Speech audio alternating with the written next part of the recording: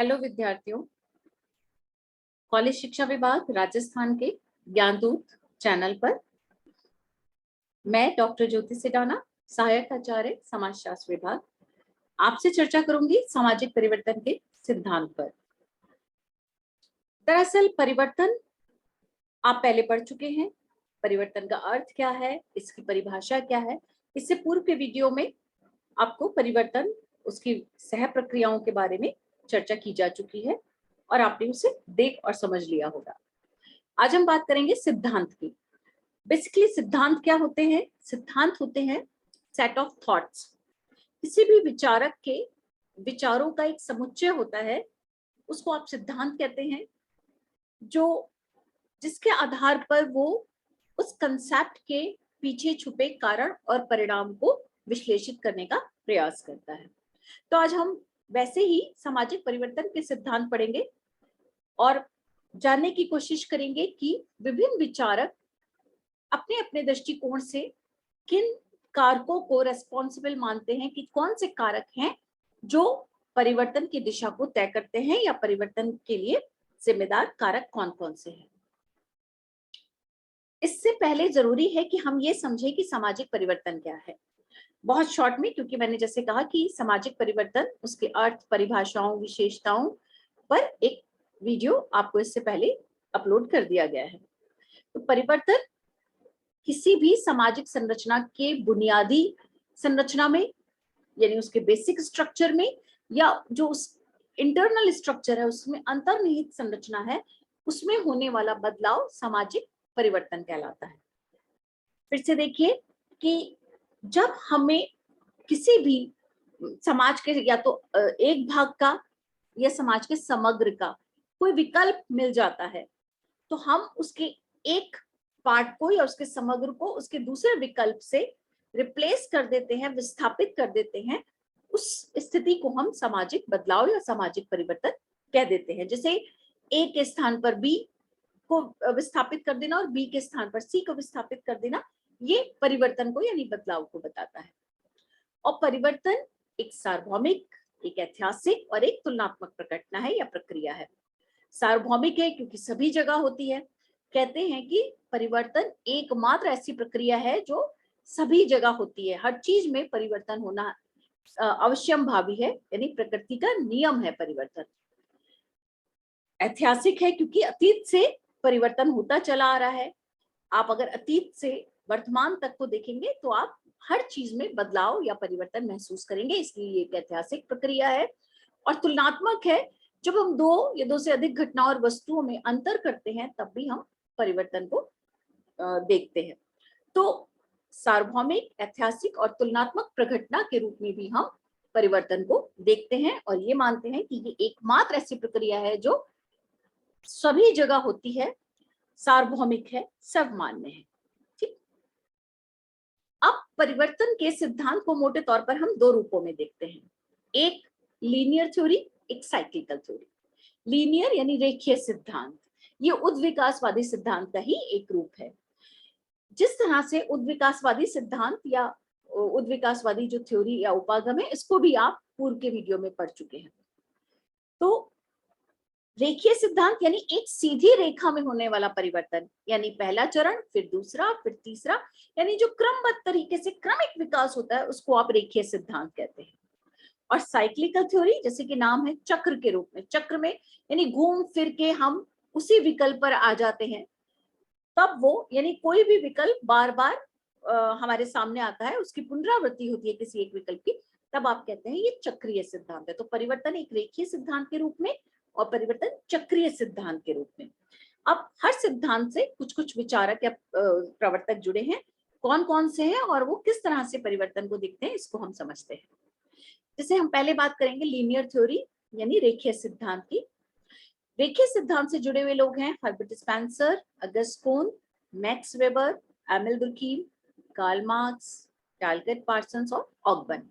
इन सभी ने जो परिवर्तन का उद्विकासवादी इवोल्यूशनरी थ्योरी है या रेखीय परिवर्तन का सिद्धांत है, उसको सपोर्ट किया, उसका समर्थन किया। और इन्होंने अभी विभिन्न विचारों के माध्यम से ये सिद्ध किया कि समाज में जो परिवर्तन होता है वो एक रेखीय सिद्धांत में यानी रेखीय गति के रूप में होता है।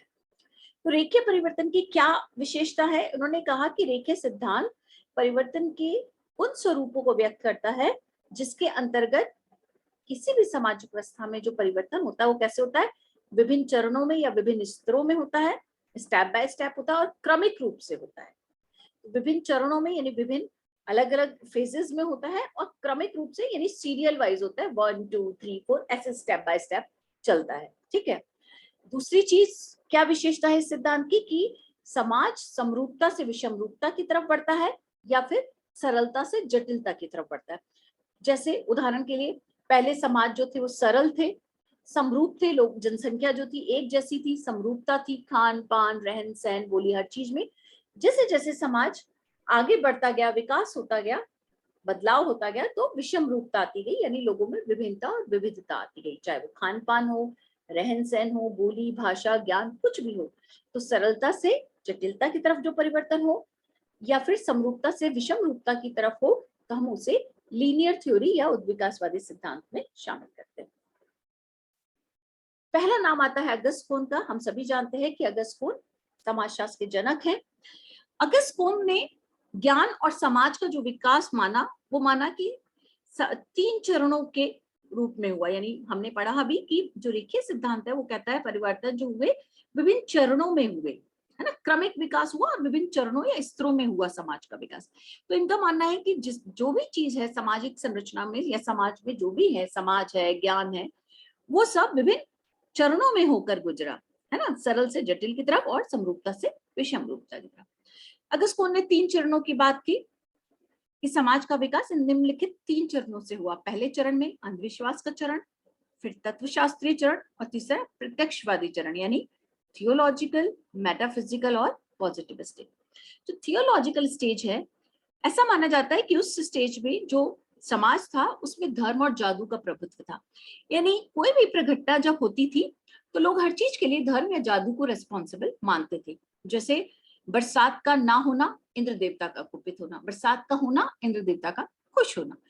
तो कोई बीमारी या महामारी फैली तो उसके लिए कोई देवी देवता का कुपित होना, नाराज होना, ये जिम्मेदार होता था। फिर धीरे धीरे समाज का विकास हुआ, ज्ञान का विकास हुआ, आगे बढ़े, नेक्स्ट स्टेज पे आए, वो कहलाया मेटाफिजिकल स्टेज। इसमें तर्क तो आया लेकिन अमूर्त तर्क था, ऐसा तर्क जिसको स्टैब्लिश नहीं कर पा रहे थे वो लोग। वो सिर्फ ये तो जानते थे कि इस घटना के पीछे कोई कारण है, लेकिन वो कारण क्या है वो अज्ञात था उस समय। जैसे आपने देखा होगा कि हमारे बुजुर्ग, बड़े बुजुर्ग कहते थे कि रात में पेड़ों के नीचे नहीं जाना चाहिए। क्यों नहीं जाना चाहिए उस समय स्पष्ट नहीं था, लेकिन ये पता था कि उस समय पेड़ों के नीचे जाना हानिकारक होता है, रात में पेड़ों के नीचे जाना हानिकारक हो सकता है। तो वो उसको इस तरह से समझाते थे कि रात में पेड़ों पर कुछ ऐसी शक्तियां रहती हैं या भूत प्रेत रहते हैं और वो आपको नुकसान पहुंचा सकते हैं, इसलिए नहीं जाना चाहिए। क्योंकि जो विजिबल रीजन था वो उनको नहीं पता था, जो डायरेक्ट रीजन था। धीरे धीरे फिर ज्ञान का विकास हुआ और समाज और आगे बढ़ा, वो कहलाया पॉजिटिविस्टिक, यानी वैज्ञानिक चरण भी बोलते हैं इसको। तो वैज्ञानिक चरण या प्रत्यक्षवाद का चरण, यहाँ पर हर घटना के पीछे छिपा कारण और परिणाम स्पष्ट हो गया। यानी विज्ञान की उत्पत्ति के साथ हर घटना के पीछे क्या कारण है, परिणाम है, वो स्पष्ट हो गया। और ये स्पष्ट हो गया कि कोई भी बीमारी या महामारी जो होती है वो किसी देवी देवता के कुपित होने पर नहीं होती, बल्कि उसके बायोलॉजिकल और मनोवैज्ञानिक कारण होते हैं, साइकोलॉजिकल और फिजिकल कारण होते हैं, जिसके कारण वो बीमारी होती है। ऐसे ही बारिश जो होती है वो इंद्र देवता के कुपित होने से या खुश होने से नहीं होती, वो किन कारणों से होती है। पानी हीट लेता है, भाप बनता है, बादल बनते हैं, टकराते हैं और फिर बारिश होती है। तो इस तरह से समाज में होने वाली हर घटना के पीछे का कारण और परिणाम स्पष्ट हो गया, वो आया वैज्ञानिक चरण। तो हम धर्म और जादू के चरण से वैज्ञानिक चरण की तरफ हुए, यानी सरलता से जटिलता की तरफ, समरूपता से विषम रूपता की तरफ। और ये एक सीधी रेखा में होने वाला बदलाव है समाज में, जो परिवर्तन को बताता है। ठीक है। ऐसे ही हर्बर्ट स्पेंसर हैं, जिन्होंने जो इसी तर्क को मानते हैं कि समाज सरलता से जटिलता की तरफ या समरूपता से विषम रूपता की तरफ बढ़ता है। और ये जो बदलाव होता है ये आंतरिक और बाह्य शक्तियों के कारण होता है। किसी भी चीज में जो आंतरिक और बाह्य कारक है वो परिवर्तन के लिए जिम्मेदार होते हैं। इन्होंने दो समाज की हमारे सामने बात की, एक मिलिटेंट सोसाइटी, एक औद्योगिक, यौद्धिक समाज और औद्योगिक समाज। तो यौद्धिक समाज, मिलिटेंट सोसाइटी जिसमें अस्थायित्व था, अस्थिर था तो वो स्थिर प्रकृति की तरफ गया, असंगठित था तो हम संगठित की तरफ आए, और अव्यवस्थित था तो व्यवस्थित की तरफ आए। अस्थायी, अव्यवस्थित, असंगठित समाज से हम व्यवस्थित, संगठित और स्थायी समाज की तरफ आए, यानी औद्योगिक समाज की तरफ आए, यानी सरलता से जटिलता की तरफ और समरूपता से विषमरूपता की समझ। तो पहले समाज जो थे अस्थिर थे, घुमंतु, हंटिंग गैदरिंग सोसाइटी थी, घुमंतु जीवन व्यतीत करते थे, तो वो यौद्धिक मिलिटेंट सोसाइटी थी, अस्थायी, सब कुछ अस्थिर था, अव्यवस्थित था, असंगठित था। धीरे धीरे सोसाइटी इंडस्ट्रियल सोसाइटी की तरफ गई, जहां स्थिरता आ गई, विविधता आ गई, संगठित हो गई, व्यवस्थित हो गई। तो इसको हम कहेंगे कि ये भी एक सीधी रेखा के रूप में सामाजिक परिवर्तन का समर्थन करते हैं। नेक्स्ट जो विचारक है वो है एमिल दुर्कीम। एमिल दुर्कीम भी मानते हैं कि दो तरह के समाज हुए, यानी यांत्रिक एकता पर आधारित और सावयवी एकता पर आधारित, mechanical society and organic society. जो मैकेनिकल सोसाइटी है, मैकेनिकल से हम ऑर्गेनिक सोसाइटी की तरफ कैसे बढ़े, जैसे जैसे जनसंख्या का आयतन और घनत्व बढ़ता है, वैसे वैसे समाज एक चरण से दूसरे चरण की तरफ अग्रसर होता है। पहले जनसंख्या कम थी, यानी सिंपल सोसाइटी थी, डिवीजन ऑफ लेबर यानी श्रम विभाजन भी सरल था, सिंपल टेक्नोलॉजी इस्तेमाल करते थे, लोगों में घनिष्ठता थी, जो आवासीय स्थान थे वो बहुत छोटे होते थे, है ना, सिंपल लॉ था, स्टेटलेस सोसाइटी होती थी, सिंपल तरह के पेनल्टी या दंड व्यवस्था हुआ करती थी। तो सब कुछ बहुत सरल था। और धीरे धीरे धीरे जैसे ही जनसंख्या का आयतन बढ़ा, घनत्व बढ़ा, हर चीज जटिल होती गई। श्रम विभाजन जटिल हो गया, विविधता मूलक हो गया, विशेषज्ञता मूलक हो गया, और लोगों की आवश्यकताएं बढ़ गई, आपका लॉ आ गया, सोसाइटी कॉम्प्लेक्स होती चली गई, स्टेट आ गया, कंट्रोलिंग सिस्टम, पुलिस सिस्टम, राज्य, लॉ, ये सब स्ट्रॉन्ग, ये सब कॉम्प्लेक्स होते गए। तो एक सोसाइटी से दूसरी सोसाइटी, यानी सरल से जटिल की तरफ, यानी यांत्रिक एकता से सावयवी एकता की तरफ एक सीधी रेखा में जो समाज में बदलाव हुआ, उसको हम एक रेखीय परिवर्तन के रूप में देखते हैं। इसी श्रेणी में कार्ल मार्क्स का नाम भी आता है। कार्ल मार्क्स ने भी कहा कि समाज जो है वो अवर्गीय समाज से वर्गीय समाज की तरफ बदलाव को दर्शाता है। यानी जो सबसे पहले सोसाइटी थी, पहला चरण था, वो था आदिम साम्यवादी समाज। उसमें क्या थे, अवर्गीय समाज थे। अवर्गीय मतलब जहां क्लास नहीं थी, मतलब वर्ग का या क्लासेस का ओरिजिन ही नहीं हुआ था, वहां लोग बैंड्स में यानी झुंड में रहा करते थे और सब समान थे, वहां समानता थी, तो इसलिए अवर्गीय समाज थे। सामूहिक संपत्ति थी, झुंड में समूह में रहते थे, और वर्ग नाम की चीज उस समय में थी ही नहीं। धीरे धीरे हम दास समाज की ओर अग्रसर हुए। दास समाज वो पहला चरण है जहां वर्ग की स्थापना हुई, यानी प्राइवेट प्रॉपर्टी कंसेप्ट आ गया, निजी संपत्ति आ गई, सामूहिकता समाप्त हो गई, व्यक्तिवादिता आ गई, प्राइवेट प्रॉपर्टी आ गई, और यहीं से वर्ग आया। वर्ग मतलब जहां समाज दो वर्गों में बट गया।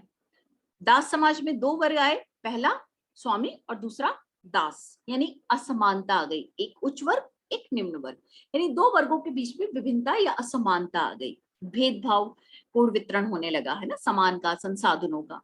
तो दास समाज में एक स्वामी और एक दास।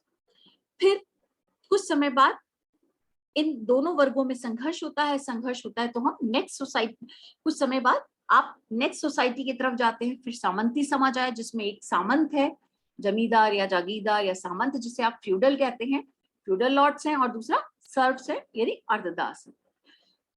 उसके पश्चात नेक्स्ट सोसाइटी आई, वो आई पूंजीपति यानी कैपिटलिस्टिक सोसाइटी। उसमें एक पूंजीपति है जिसको मार्क्स ने बुर्जुआ कहा, और दूसरा सर्वहारा है जिसको श्रमिक को सर्वहारा कहा। तो बुर्जुआ क्लास और प्रोलेटेरियट क्लास।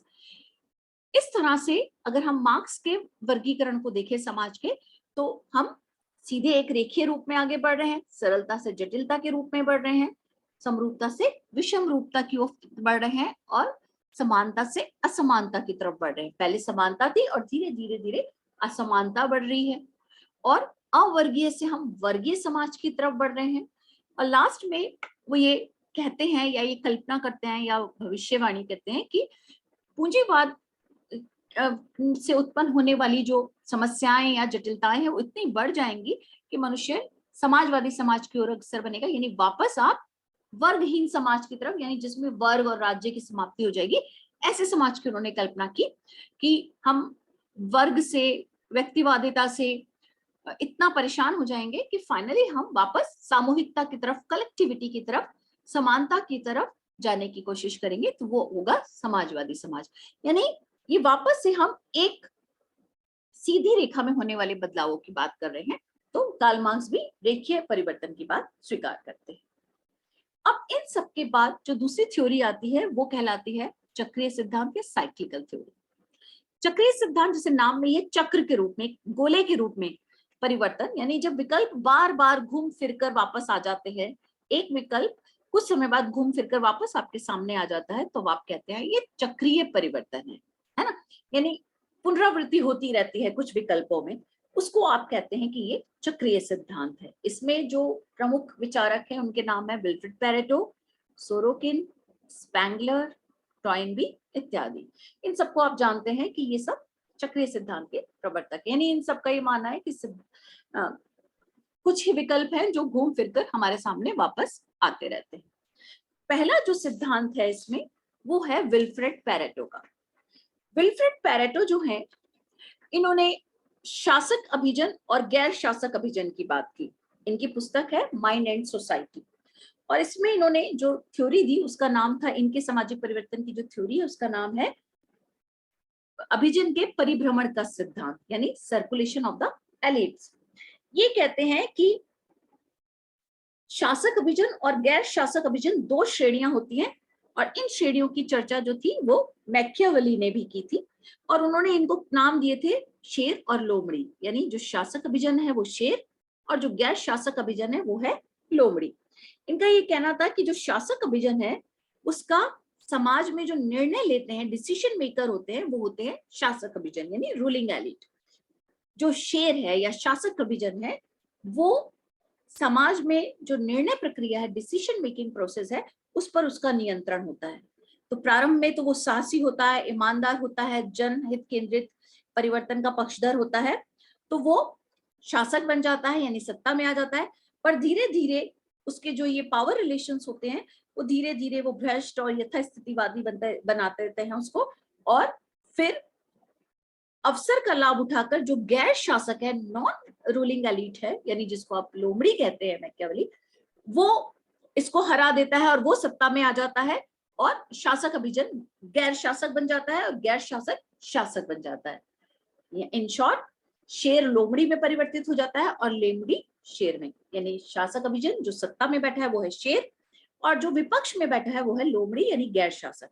पर जब शासक अभिजन अपनी जो बेस्ट क्वालिटीज हैं जिनकी वजह से वो शासन में गया था, सत्ता में गया था, वो उसको खो देता है या खोने लगता है, तब विपक्ष जो है यानी गैर शासक अभिजन वो अवसर का लाभ उठाकर क्या करता है, वो उसको विस्थापित या प्रतिस्थापित कर देता है और खुद उसकी जगह बैठ जाता है। और इस तरह से ये जो आपके सामने साइकिल दिख रही है ये सर्कुलेट होती रहती है, शासक गैर शासक, शासक गैर शासक, यानी सत्ता में विपक्ष में, सत्ता में विपक्ष, विपक्ष सत्ता में आ जाता है, फिर सत्ता विपक्ष में चला जाता है। इस तरह से जो सोसाइटी में चेंज होता है वो एक सर्कुलेशन, एक सर्किल के रूप में होता है। इसलिए इनकी जो थ्योरी है वो सर्कुलेशन ऑफ एलीट के नाम से यानी अभिजन के परिभ्रमण सिद्धांत के नाम से जानी जाती है। नेक्स्ट है पित्रिम सोरोकिन यानी पी सोरोकिन। इन्होंने संस्कृति के आधार पर सामाजिक परिवर्तन को समझाने की कोशिश की। इनका मानना है कि संस्कृति के मोटे तौर पर दो प्रकार हैं। जैसे आपने याद होगा जब कल्चर का टॉपिक पढ़ा था तो हमने पढ़ा था ऑगबन ने भौतिक और अभौतिक, मटेरियल और नॉन मटेरियल कल्चर की बात। यहाँ भी लगभग वही है। पित्रिम सोरोकिन कहते हैं कि जो समाज है वो एक पेंडुलम की भांति है। ये आपने देखा होगा कि घड़ी का पेंडुलम बना रखा है ये, जैसे पेंडुलम घड़ी का अपने राइट लेफ्ट मूव करता रहता है, ऐसे ही समाज में ए है, सी है। ए जो है वो सेंसेट कल्चर है, यानी सेंसेट कहते हैं यानी इंद्रिय प्रसंग, जिसको आप अपनी ज्ञानेंद्रियों से टच कर सकते हो, अनुभव कर सकते हो। यानी ऑगबर्न की भाषा में भौतिक संस्कृति यानी मूर्त संस्कृति, जिसको हम अपने सेंसेस से छू सकते हैं, देख सकते हैं। और दूसरी है विचारात्मक संस्कृति, आइडिएशनल कल्चर, यानी जो अमूर्त होती है या अभौतिक होती है, जिसको हम देख या छू नहीं सकते। ठीक है, तो समाज में, समाज जो होता है वो एक पेंडुलम, घड़ी के पेंडुलम की बात ही, भौतिक संस्कृति और अभौतिक संस्कृति, ए से सी के बीच, सी से ए के बीच में। कभी किसी समाज में सनसेट कल्चर यानी भौतिक संस्कृति, इंद्रिय परक संस्कृति का बोलबाला होता है, और कभी विचारात्मक यानी आइडिएशनल संस्कृति यानी अभौतिक संस्कृति का बोलबाला होता है। जैसे पेंडुलम बीच में थोड़ी देर के लिए, जैसे ही वो घंटे की सुई बजती है बीच में रुक जाता है, ऐसे ही कुछ समय के लिए एक ट्रांजिशनल फेज में क्या होता है कि समाज में सेंसेट और आइडिएशनल यानी इंद्रिय परक और विचारात्मक, या कहूं भौतिक और अभौतिक संस्कृति का मिश्रण हो जाता है। वो स्थिति कहलाती है आइडियलिस्टिक यानी आदर्शात्मक संस्कृति। कभी कभी समाज बहुत भौतिकवादी हो जाते हैं, यानी हम एक की तरफ बढ़ गए, कभी हम अभौतिकवादी हो जाते हैं तो हम सी की तरफ चले गए, और कभी कभी हम दोनों ही संस्कृतियों का मिश्रण अडॉप्ट कर लेते हैं, हम भौतिक भी है अभौतिक भी, और वो हम बी के रूप में यानी बीच में आ जाते हैं। तो समाज में जो परिवर्तन होता है, कभी भौतिकतावादी, कभी अभौतिकतावादी, और कभी दोनों का मिश्रण। तो ये कैसा है, साइक्लिकल चेंज है। सोसाइटी जो है एक पेंडुलम की भांति अपने दोनों विकल्पों के बीच में घूमती रहती है, और एक स्थिति में दोनों के बीच में स्थिर हो जाती है। एक और विचारक हैं जिनका नाम है अर्नोल्ड जे टॉयनबी। इनकी पुस्तक है, बहुत फेमस पुस्तक है, अ स्टडी ऑफ हिस्ट्री। उसमें ये बात करते हैं कि संस्कृति, इन्होंने भी संस्कृति के आधार पर, जैसे सोरोकिन ने संस्कृति के आधार पर परिवर्तन को बताया, तो टॉयनबी ने भी संस्कृति के आधार पर परिवर्तन को बताया। ये कहते हैं कि संस्कृति जन्म लेती है, उसका विकास होता है, शक्तियों द्वारा उसको चुनौती मिलती है, समाज में जो शक्तियां हैं वो उसे चुनौती देती हैं आपकी संस्कृति को। फिर जो बुद्धिमान या बौद्धिक बुद्धिजीवी लोग हैं, यानी सृजनशील अल्पसंख्यक का कंसेप्ट इन्होंने दिया, जिसको हम कहते हैं क्रिएटिव माइनॉरिटी। तो जो सृजनशील अल्पसंख्यक है यानी बौद्धिक वर्ग है, वो उस चुनौती का प्रत्युत्तर देता है, और फिर संस्कृति का पुनः विकास होता है, यानी संस्कृति में हम कुछ परिमार्जन करते हैं, कुछ चेंज करते हैं, और फिर उसका पुनः विकास होता है। तो ये जो साइकिल है, संस्कृति का जन्म होना, विकास होना, चुनौती मिलना, फिर उसका प्रत्युत्तर देना, और फिर उसका पुनः विकास होना या उसमें कुछ नवीन जुड़ना। तो इस तरह से संस्कृति में परिवर्तन होता चला जाता है, यानी संस्कृति में परिवर्तन टॉयनबी के अनुसार समाज में परिवर्तन को रिफ्लेक्ट करता है, क्योंकि संस्कृति क्या है, जीवन जीने का ढंग, it is a way of life. तो जो वे ऑफ लाइफ में परिवर्तन होता है, तो वो जीवन सामाजिक परिवर्तन को ही रिप्रेजेंट करता है। तो अर्नोल्ड टॉयनबी के अनुसार समाज में जो परिवर्तन होता है, वो संस्कृति, जिस तरह से संस्कृति का जन्म, विकास, चुनौती और प्रत्युत्तर होता है और फिर पुनः विकसित होती है, उसी तरह हम समाज के परिवर्तन को समझ सकते हैं। यानी संस्कृति में होने वाला परिवर्तन ही समाज के परिवर्तन को दर्शाता है, और ये चक्रीय रूप में होता है, इसलिए इसको चक्रीय परिवर्तन में हम शामिल करते हैं। आपने देखा कि आपके सामने हमने दो प्रकार के सिद्धांतों की चर्चा की। एक परिवर्तन चेंज, चक्रीय परिवर्तन, यानी कुछ विकल्प घूम फिर के वापस आपके सामने आ जाते हैं, उन्हीं विकल्पों में परिवर्तन होता रहता है। एक विकल्प दूसरे को विस्थापित करके पुनः अपना स्थान प्राप्त कर लेता है। और एक तरफ हमने रेखीय परिवर्तन की बात की, जिसमें एक चरण के बाद दूसरा, दूसरे के बाद तीसरा, तीसरे के बाद चौथा, यानी क्रमिक विकास होता है, और आप पुराने चरण पे वापस नहीं जाते, पुराना स्टेप आप नहीं लेते वापस, आप आगे बढ़ जाते हैं, मतलब आप आगे बढ़ जाते हैं। तो परिवर्तन को हम रेखीय दिशा की तरफ देख सकते हैं या चक्रीय आकार में देख सकते हैं। तो दोनों प्रकार के परिवर्तन आपके सामने है। उम्मीद है आपको ये सिद्धांत जो है वो समझ में आए होंगे। फिर भी आपका कोई सवाल हो तो आपके हर सवाल का स्वागत है, आप चैट बॉक्स में लिख सकते हैं और आपके सवालों के जवाब दे दिए जाएंगे समय पर। इस तरह के सवाल जो हैं, कौन सा सिद्धांत किसने दिया, कौन सी बुक किसकी है, कंसेप्ट क्या है, ये सारी चीजों पे शॉर्ट क्वेश्चंस बनते हैं, और इस दृष्टि से भी आपके लिए ये टॉपिक बहुत इंपॉर्टेंट है। Thank you.